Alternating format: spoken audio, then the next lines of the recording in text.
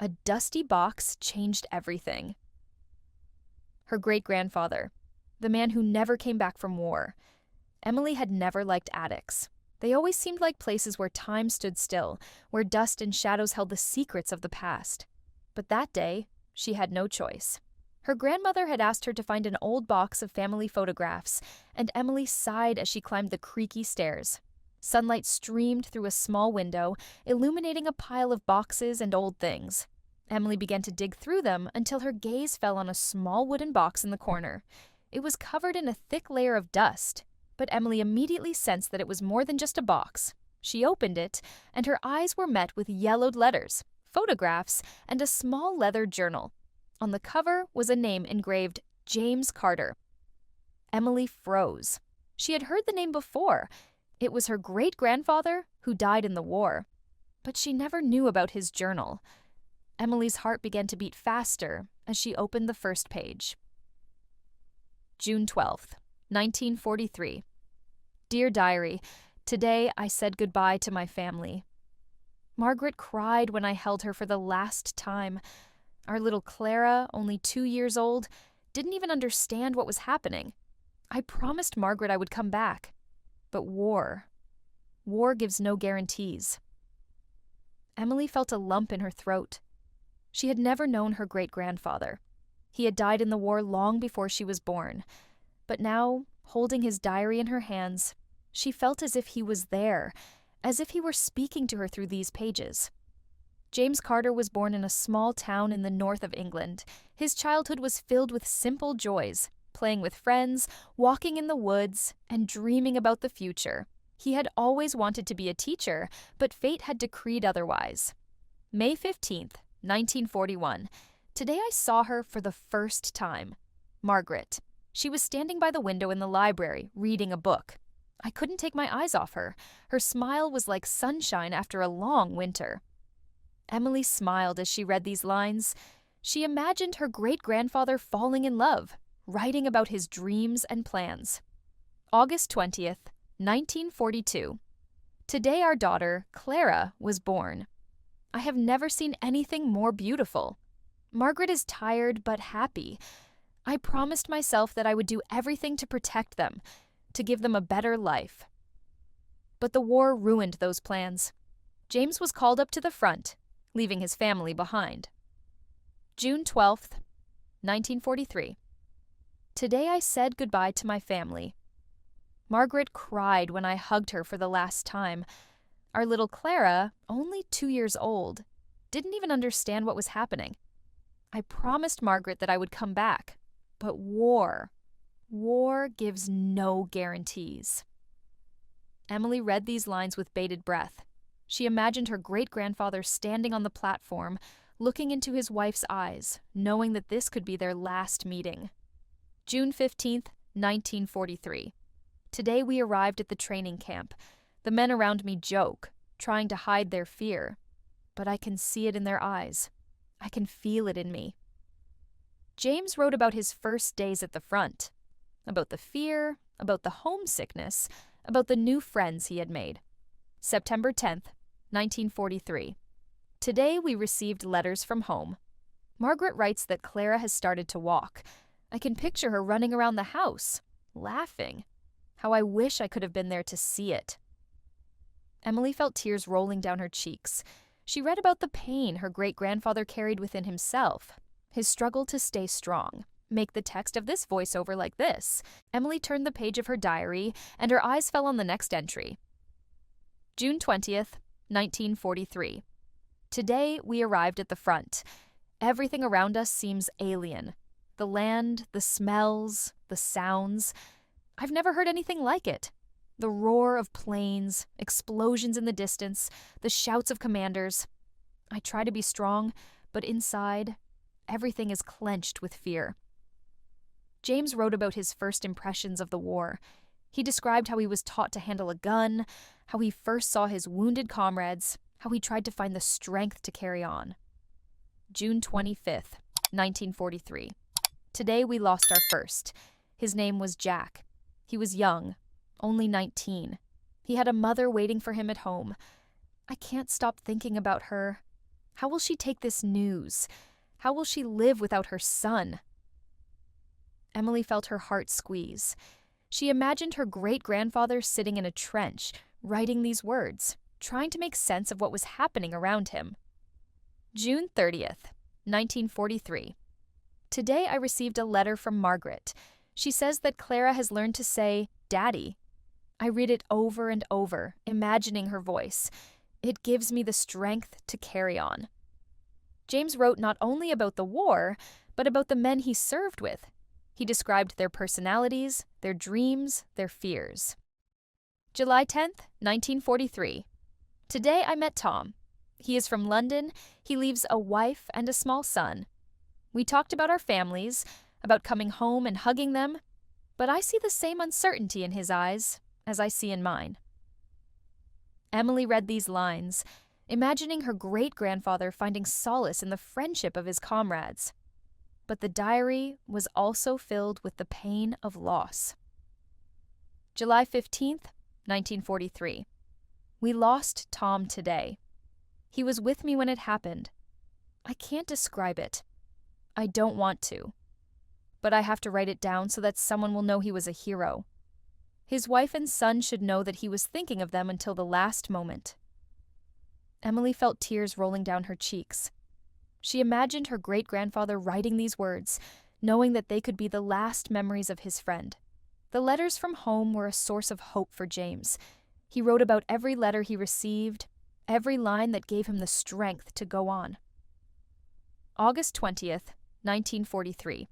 I received a letter from Margaret today. She says that Clara has started drawing. She sent me one of her drawings. It's just a scribble, but to me, it's the most beautiful thing I've ever seen. Emily smiled as she read these lines. She imagined her great-grandfather holding his daughter's drawing in his hands, smiling despite everything that was happening around him. August 25th, 1943. Today I wrote Margaret a long letter. I told her about my days, about my comrades, about my hopes. I don't know if this letter will reach her, but I have to believe that one day she will read it. As Emily read on, the tone of the diary became increasingly dark. James wrote about the decisive battle approaching, about the fear he felt, about the hope he was trying to hold on to. April 5th, 1944. Today, we received the order to move forward. I know this may be the end, but I must be strong. For Margaret, for Clara. I promised them I would come back. Emily felt her heart skip a beat.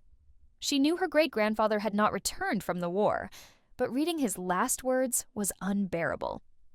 April 8th, 1944. Today I write my last entry.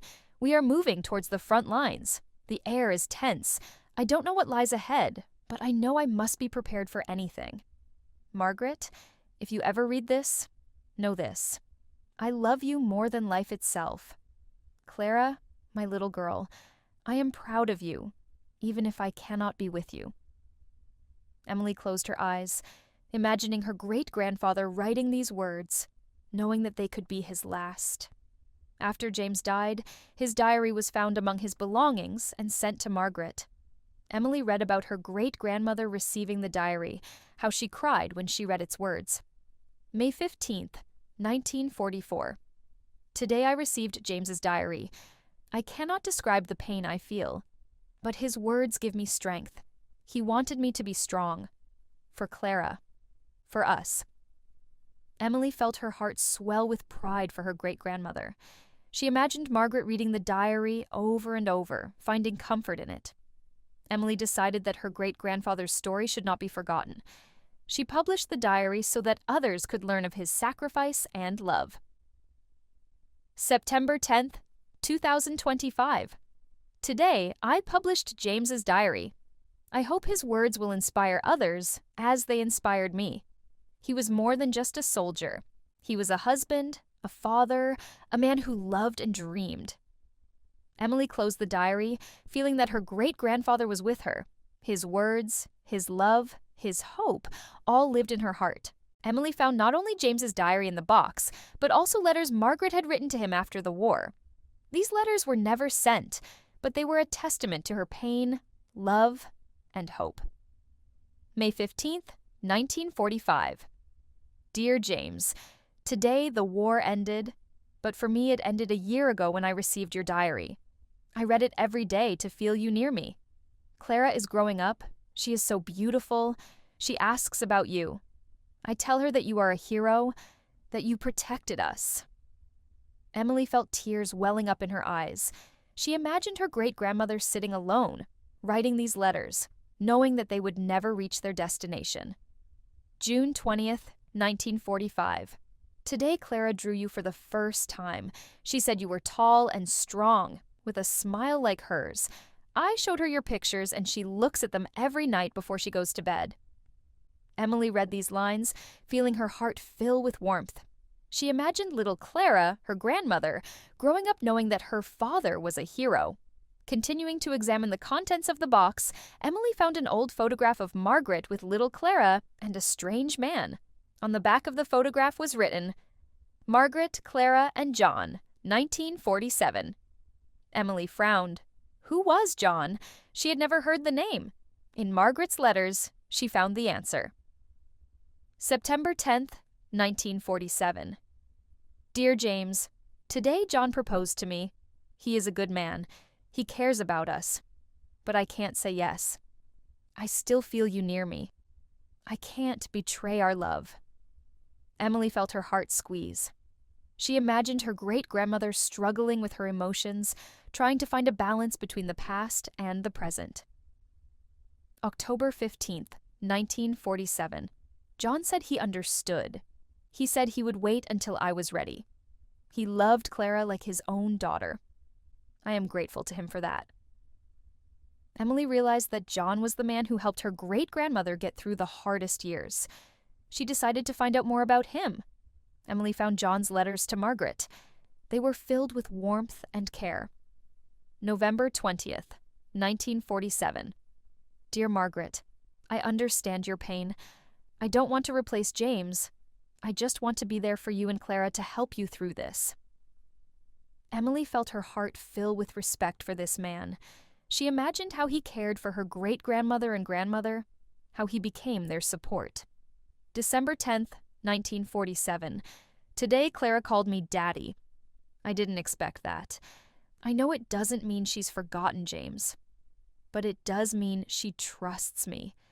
I promise I'll protect her like she would my own daughter. Emily realized that John had become an important part of their family, even if he wasn't a blood relative. She decided to find his descendants to learn more about his life. Emily began searching for John's descendants. She found his grandson, who lived in a nearby town. His name was Michael, and he happily agreed to meet Emily. They met in a small cafe. Michael brought old photographs and letters with him. My grandfather often talked about Margaret and Clara, Michael said. He loved them like they were his own family. He always said James was a hero and that he wanted to live up to his memory. Emily felt her heart fill with gratitude. She realized that her family's story was not only about pain and loss, but also about the love that brought people together. Emily decided to publish James's diary so that his story could be shared with the world.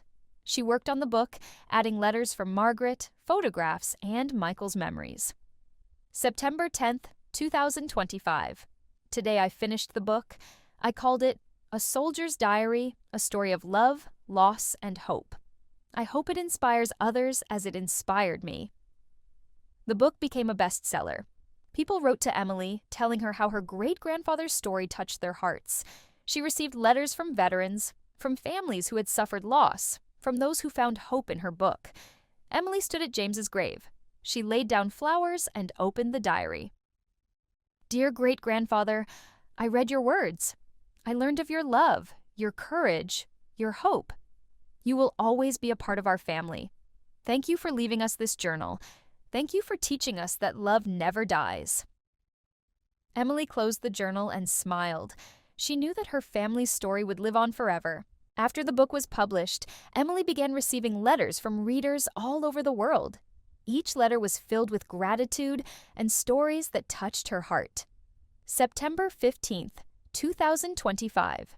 Today I received a letter from a woman who lost her husband in the war. She wrote that James's diary helped her find comfort. She said that she now felt that her husband was with her, just as James was with Margaret. Emily felt her heart fill with warmth. She realized that her great-grandfather's story not only preserved his memory, but also helped others cope with their own losses. September 20th, 2025. Today I received a letter from a veteran who served in the same unit as James. He wrote that he recognized his own feelings and experiences in the diary. He said the book helped him tell his story to his family. Emily realized that James's diary had become a bridge between generations, between those who had lived through the war and those who only knew about it from books and movies. Emily decided to organize a meeting with veterans so they could share their stories. She rented a room at the local library and invited everyone who wanted to come. Dozens of people attended the meeting. They shared their experiences, their losses, their hope. Emily listened to each story, feeling her heart fill with pride for these people. September 25th, 2025. Today I met a man who knew James. His name was George, and he served in the same unit with him. He told me how James was always an optimist, how he supported his comrades, how he dreamed of coming home. Emily felt tears welling up in her eyes. She imagined her great-grandfather sitting in the trenches, telling his friends about his family, about his love for Margaret and Clara. Emily decided that James's memory should be immortalized. She organized a fundraiser to create a monument in his honor. October 10th, 2025.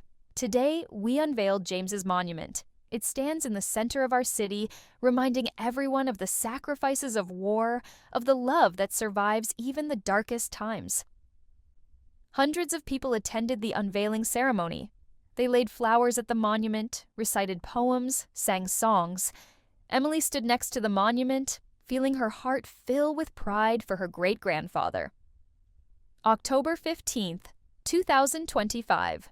Today I received a letter from a little girl who visited the monument. She wrote that she now wants to become a historian so she can tell people about heroes like James. Emily realized that the memory of her great-grandfather will live on forever, inspiring new generations. Emily decided to organize a family reunion so that all members of her family could learn the story of James and Margaret. She invited relatives from all over the country. Dozens of people attended the meeting. They told their stories, shared memories, looked at old photographs. Emily felt her family becoming closer, united around the story of their ancestors. October 20th, 2025. Today, I met my great-aunt, whom I had never met before. She told me about how Margaret and John raised her, how they taught her to appreciate life and love. Emily realized that her family's story was not only about war and loss, but also about the love that united them. Emily stood at the monument to James. She laid the flowers down and opened the journal. Dear great-grandfather, I read your words. I learned of your love, your courage, your hope. You will always be part of our family. Thank you for leaving us this journal. Thank you for teaching us that love never dies. Emily closed the journal and smiled. She knew that her family's story would live on forever,